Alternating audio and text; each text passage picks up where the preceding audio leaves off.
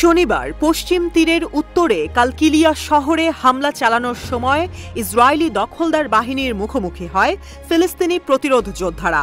সেখানে প্রতিরোধ যোদ্ধারা সফলভাবে উত্তর পশ্চিম তীরের কালকিলিয়া এবং নাবলুস শহরে ইসরায়েলি বাহিনীর মোকাবেলা করেছে বলে প্রতিবেদন প্রকাশ করেছে সংবাদ নেটওয়ার্ক আল মায়াদিন।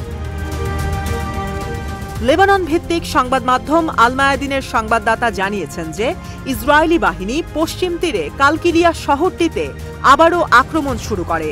তারা শহরটির দক্ষিণ প্রবেশমুখ থেকে অগ্রসর হয়।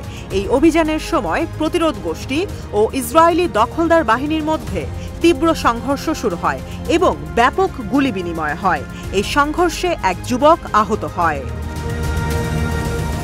উত্তর পশ্চিম তীরের নাবলুস শহরেও জায়নবাদী দখলদার সেনারা আক্রমণ চালিয়েছে। তারা সেখানে একটি ভবনে প্রবেশ করার সময় একজন ফিলিস্তিন যুবককে মানব ঢাল হিসেবে ব্যবহার করে। ইসরায়েলি বাহিনী নাবলুসের পশ্চিমে টেল গ্রামেও অভিযান চালায়।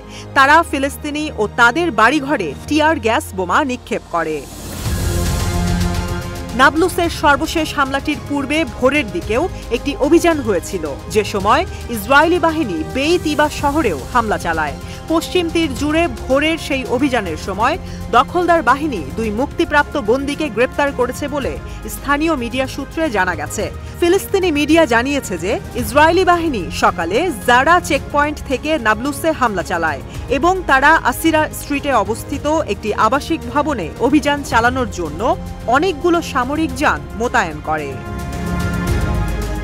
ইসরায়েলি বাহিনীর আরেকটি দলকে বেশ কয়েকটি পশ্চিম ও কেন্দ্রীয় বসতির আশেপাশে মোতায়েন করা হয়েছিল। সেখানে তারা বেশ কয়েকটি বাড়িতে অতিরিক্ত অভিযান চালানোর আগে বাসিন্দাদের এবং তাদের বাড়িতে সরাসরি গোলাবারুদ এবং টিয়ার গ্যাস নিক্ষেপ করে।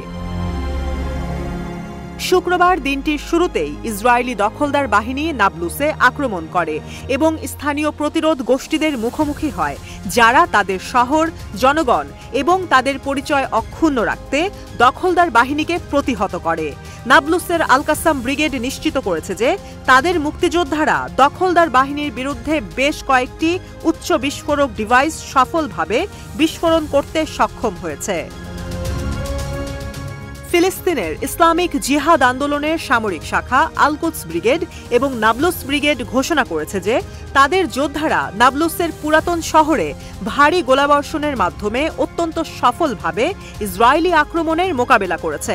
আক্রমণকারী ইসরায়েলি দখলদার বাহিনীকে বন্দুক ও বিস্ফোরকের মাধ্যমে মোকাবেলা করে দখলদার বাহিনীর আগ্রাসনকে সফলভাবে ওই অঞ্চল থেকে সরিয়ে নিতে বাধ্য করে মুক্তিকামী প্রতিরোধ যোদ্ধারা।